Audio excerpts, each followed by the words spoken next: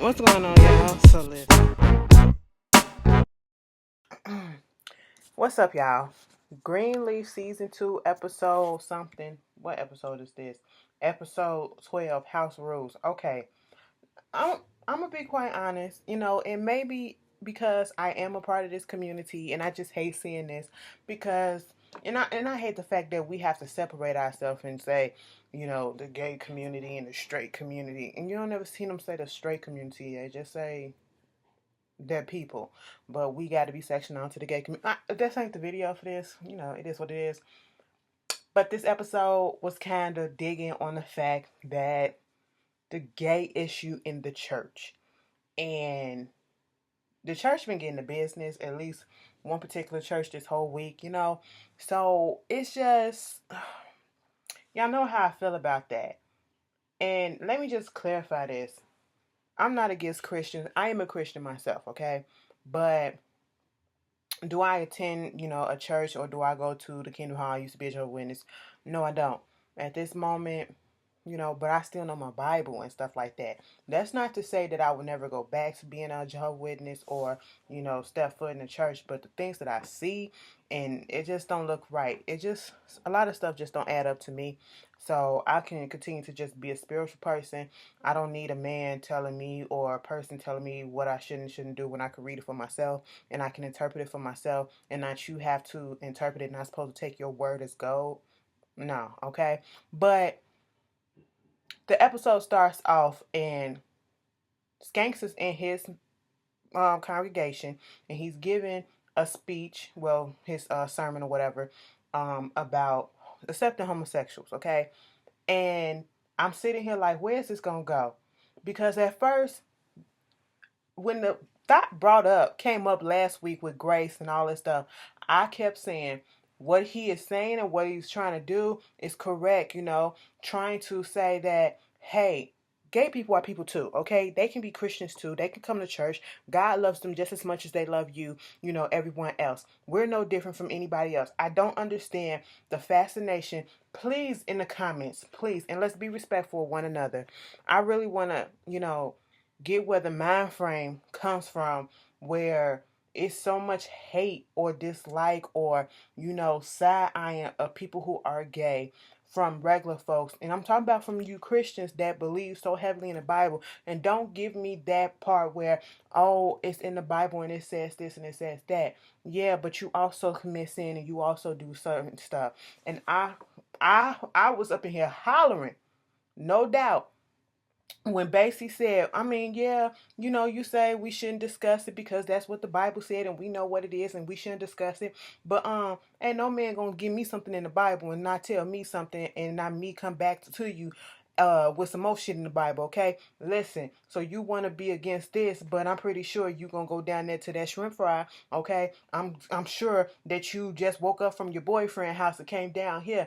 I said you better fucking read, because you want to point out about one sin, but then don't point out about the other sins that comes out that's listed probably in the Bible or can be interpreted into the Bible as a sin or whatever that we as a people, everyone do just about every fucking day, okay? But once again, as you all say, one sin is not greater than the other, but yet homosexuality is a greater sin than anything else. That's how y'all put it. And I'm talking about you ultra holier than thou Christians who, can't separate that, and I just want to understand, besides, give me another reason outside of the fact that, oh, it's unnatural because it says it's in the Bible. What is it about a homosexual that affects you so much in your life that you have to have hate in your heart for them, or you have to have this towards them?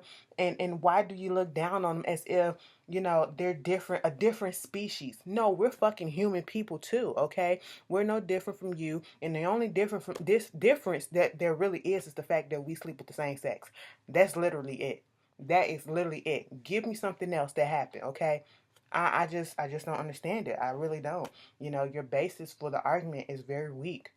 You want to say it's a sin, but then there's the Bible, and you doing a lot of sinning too, okay? And Skanks was trying to get in on that stuff, and he was like, if we want to go strictly by the Bible, this church wouldn't be filled up. because everybody up in here saying, and I said thank you.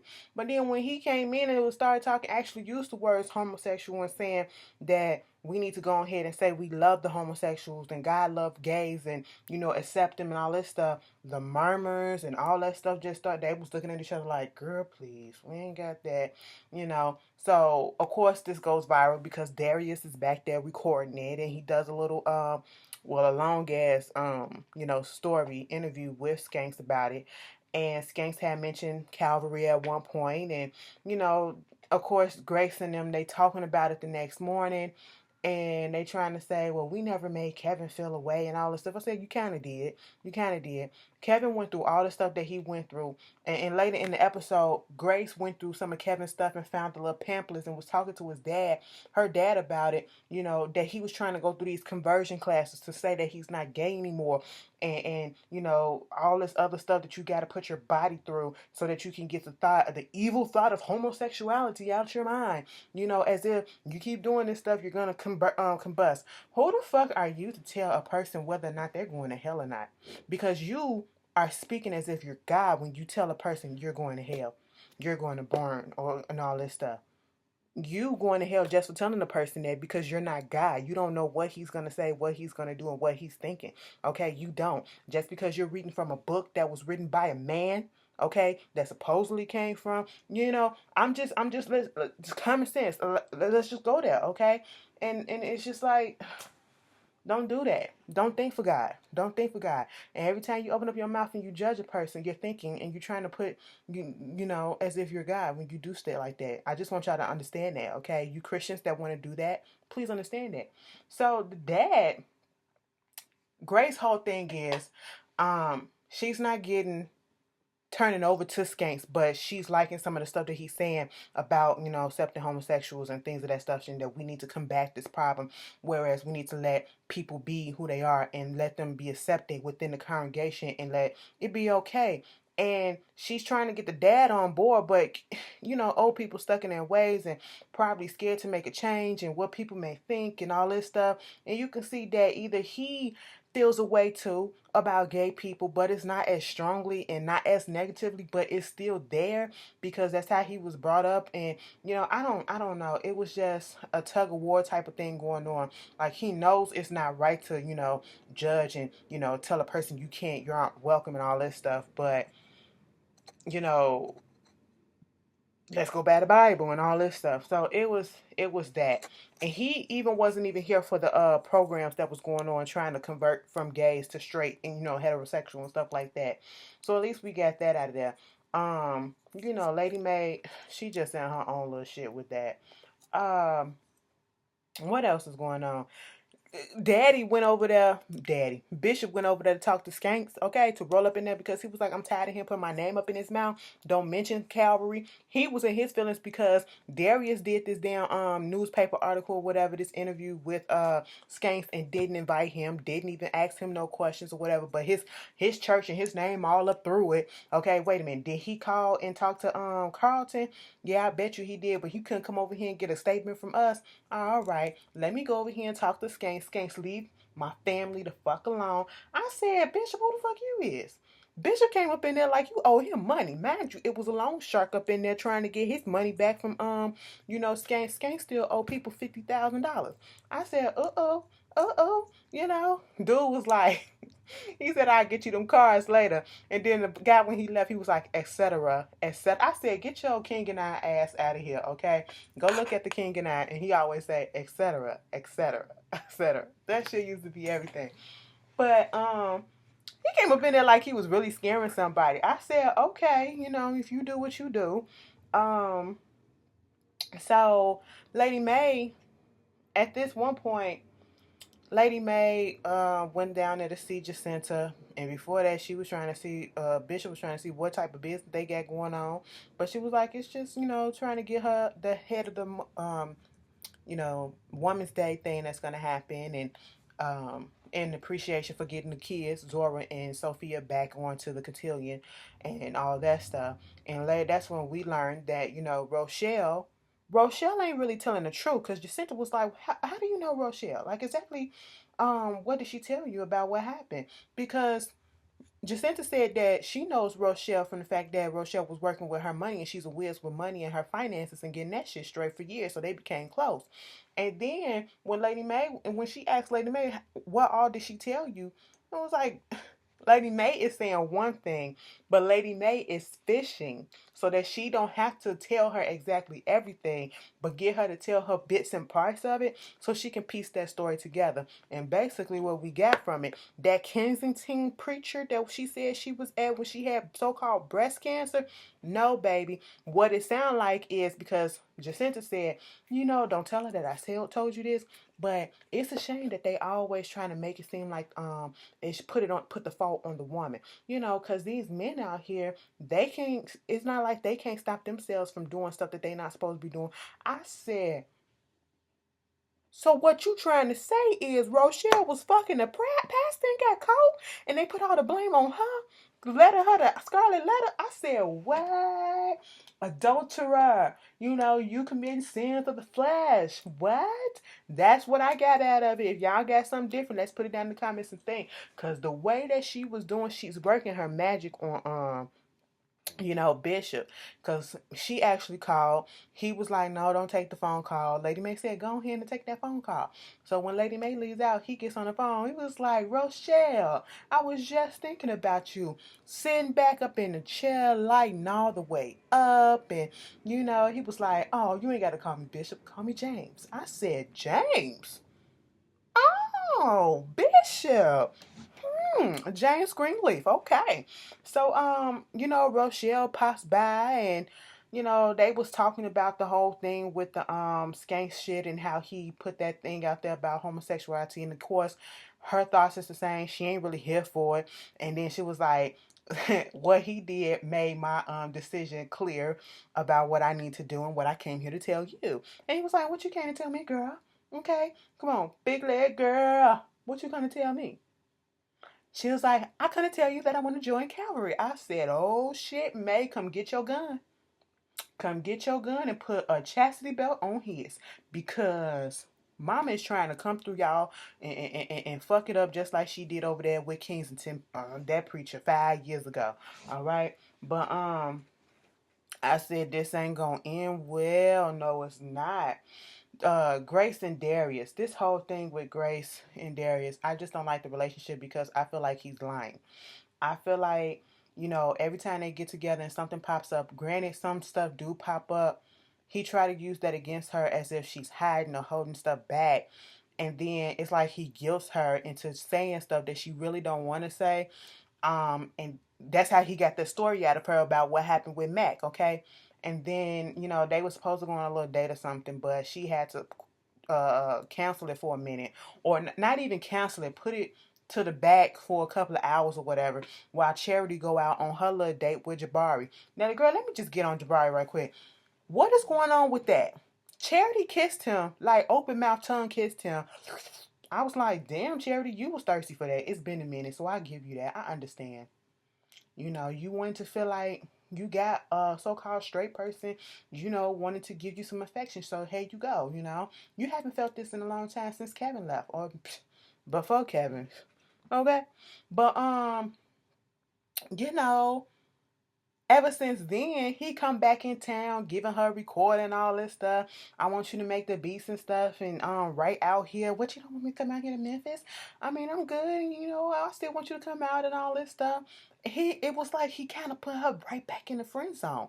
And then it's like he's sending mixed signals, or is he really just saying, now that you actually made that move, I'm not interested no more. The chase and the thrill is gone because now I know that you're not with your man no more. And you just crossed that line, and now I just don't really want it. Because he asked her to go out with him, and she went out to eat with him. And when she dropped him off at his hotel, he kissed on her cheek and got out the car. She was waiting for more. Like, it's like the kiss never happened. And so she was in her feelings about that. Rick is in her feelings. Rick is in his feelings, or I should say Darius. He's in his feelings because, Grace offered, went on ahead and babysat her nephew, for Charity. And then when Charity come back, Darius is already gone because Darius is in his feelings and you do this and you do that. You don't open up to me. You don't tell me much about yourself. Well, Grace was like, bitch, you don't tell me much about yourself either. Okay? And I'm just sitting here like, he gonna say something. Maybe we shouldn't do this. She said, first of all, you ain't tell me about the reason why you don't go to church. I said, I don't give a fuck why you don't go to church. I don't need to know all that, all right? I mean, what you do is what you do, okay? Maybe y'all ain't there yet. He don't feel comfortable enough yet. My eyebrows feel like they're bushy and dusty. But anyway, y'all know when y'all mamas used to do that shit? Come here. I'm like, girl, your spit stinks. Stop that. But, anyway, so when she did that, he gets up and leave. And I'm sitting here thinking, wow. So you can just easily get up like that and you talking about your work and all this stuff because she wanted to know why he went and talked to Carlton and didn't tell her. All right. Well, you made these agreement that we weren't going to cross the line about what I do at work and all this stuff. And I'm just sitting here like, For some reason, all that popped up in my mind when he left and said we shouldn't do this, it was like that was giving him an excuse to go ahead and, expose the Greenleafs. Okay. That's what it feels like so much to me that Darius is only after Grace and trying to win her trust and get her on his side so that he can get information and then they gonna break up, and once they break up and he moved to New York, it's just gonna be this big newspaper article that's gonna come out exposing a whole bunch of crap about the Greenleafs. That's what I feel. Am I the only one that was feeling that way? Tell me something. Let's discuss, guys. So, we need to know what's up. And then he gonna come back, call her in the middle of the night, and she answered the phone, and they ain't fucking. So I was like, you answered the phone just. He did all this. I'll let that nigga wait till it's daytime, girl. Fuck out of here. It ain't like y'all finna have angry sex or makeup sex, but you got your morals about you. I don't understand it, but okay. You do what you do. He was like, the reason why I don't go to church is because I was married before. She died in a car accident. The car got T-boned. And I was like, oh, that's sad. And then once again, he tells her this story, and once again, Grace is right back in his palms, right back in his clutches, kissing him on the steps. I said this was the perfect time for Lady Mae to come outside and be like, what the fuck? You know how she is. All right. So, moving on from that storyline, we get, okay, I did Lady Mae, Jacob. Boy, oh boy, oh boy. Jacob. Now, Carissa gets on my goddamn nerve. But I was with Carissa this whole episode. Carissa is fed up because when we first see them, they are literally trying to change the fuse in the fuse box to turn the light on. And they've already established earlier in the season that this house needs to be rewired. Rewired, okay? When you put them R's and them W's together so close, fuck it up. All right, that needs to happen. The whole electricity just needs to be done over again, or they're gonna keep on having these blackouts in their house and all this shit. And the whole time she's saying it's some money that's in that GoFundMe that you need to go ahead and use for the house or whatever. And it's like, no, I'm not gonna touch that. I'm gonna use that for the people and all this shit. We can't be like skanks and use Peter to pay Paul and all this stuff. I said, okay, I see where you coming from, but and Carissa understood that too, but she was like, I can't fix the house up on my salary. The only thing that I can do is keep us afloat by buying us groceries and paying the bills on my salary. What you need to do is get a job. Later on, they was talking to Skanks and not Skanks, but Bishop came over because he wanted some tea. He wanted some tea. Him and Lady Mae was sitting up in their office, and when they was talking about Skank, it was like, you notice how Carissa and Jacob tried to shut Carissa down? She was like, remember when Carissa said that shit about Skanks when he was brought up and was like, and the way Jacob shut her down? I said, look at these two old bitches. They was gossiping like good girlfriends, for real. Bitch, did you see that? But I was like, let's go over there and get the tea on what's really going on. Because they trying to figure out who was that man up in the office. So they go over there thinking like it's a good family. I'm coming over here to finally see where y'all stay at and we on good terms. But they got underhand motives trying to see what's going on with Skanks. But at one point, Carissa was about to say some stuff. Jacob didn't want her to say nothing. And then when they was leaving out, Carissa was saying, could you look at the fuse or get somebody that you know to come fix the fuse box or whatever? And at this point, Jacob blows up and says, whoa, no, don't do that. I told you not to do that. And then when they leave, he blows up again at Carissa like, I told you not to do that. I'm out here trying to work and do all this stuff, do what the ministry, what God tells me to do. And she was like, yes, you are a preacher. That's what you say your job is. But in the meantime, you need to get another job that's going to bring in actual money until this job starts bringing in money. Okay? Because it's not doing it. And even the bishop had to sit there and say that he had several jobs while he was a preacher trying to get to the level that he's at now, where preaching is his sole income because it's actually bringing in money and paying the bills and letting him live comfortably. You are not at that level. Jacob reminds me of these people who wants to always put in their Instagram or their Twitter or whatever, say they're actors and they're models and they're writers and all this stuff, and they have no work underneath their belt. That's what they want to do. So they want to say that that's their job. But that's not what's bringing in and paying the bills. You need to get a separate job to help you until you get that writing that book off the ground and it sells enough so that you don't have to have a second job. You need to have a second job until you get that big acting gig that's going to afford you to live comfortably and give you more gigs that's going to afford you to just have acting as your primary job. Same thing with modeling and stuff. And Jacob is not getting that, okay? Carissa is fed the fuck up. And then Carissa, he had the nerve to say, basically, I'm trying to do what God told me to do. What you need to do is basically get up off my back and go worry about your daughter. I said, oh, oh, oh, oh. You tried it, but you was kind of right. Because Miss Zora had little Isaiah up in that room on that twin-size bed. I said, she is 16 years old and still on that twin-size bed. It baffles me every time that I see it. And they talking about biology. And at first they was really doing some stuff, talking about why moss changed to brown and shit. I was sitting here like, oh, that's interesting. Okay, teach me something. I think I did learn this in high school biology. Yup. Okay, this sounds familiar. That was cute. That was cute. But then I said, "What the fuck this going, Jacob? Little Isaiah, where's this going?" He was like, "Can we put this down?" She was like, "No, we just stopped. We had a break already."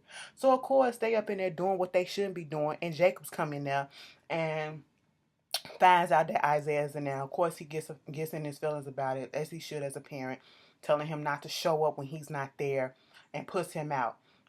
Isaiah gets in his fucking feelings because Sophia and Zora was on their way to go to this damn rehearsal for this fucking cotillion, and they couldn't have the phone. Mind you, Sophia was over the fact that they just kept on texting.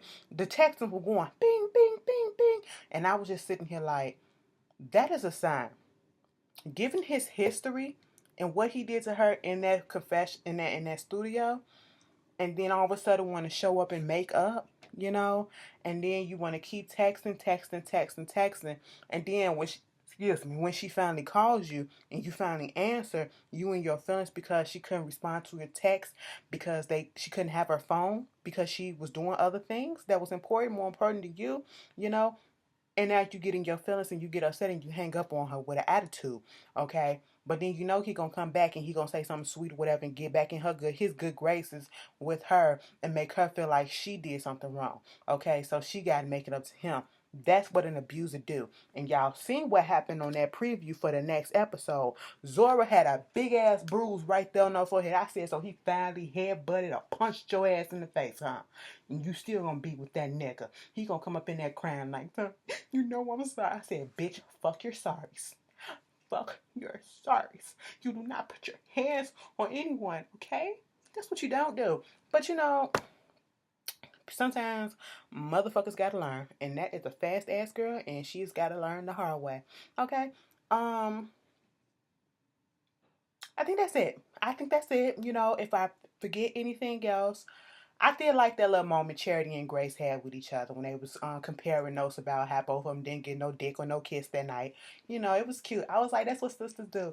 Bitch, your date was short. Bitch, your date was short too. What you talking about? You ain't get that either. Girl, I know. Charity ate that cold ass plate of food. Bitch was hungry. She didn't even bother to go put it in a microwave.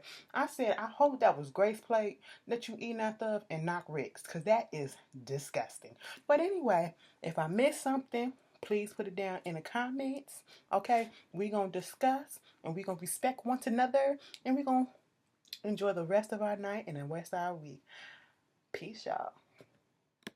Almost ended it too soon, okay? Carissa came over there to the Greenleaf and told them everything. She was over Jacob, and Jacob told her to shut up. She went behind Jacob back and was like, girl, let me tell you what happened. So Basie Skanks, he was out there gambling the church money. For real, yeah. And he like, oh, over $250,000 to this loan shark person. And he did this, he did that, he did this. And they was just eating it up. I said, now see, Carissa, I wasn't even fucking mad at you. I won.